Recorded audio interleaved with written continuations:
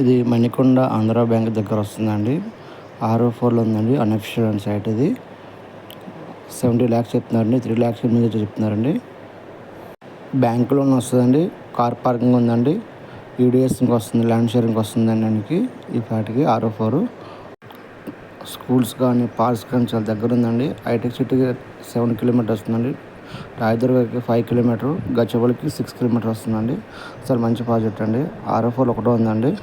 ఏమైనా కావాలంటే డీటెయిల్స్ కావాలంటే సెండ్ చేస్తానండి. చూడండి, కాల్ చేయండి.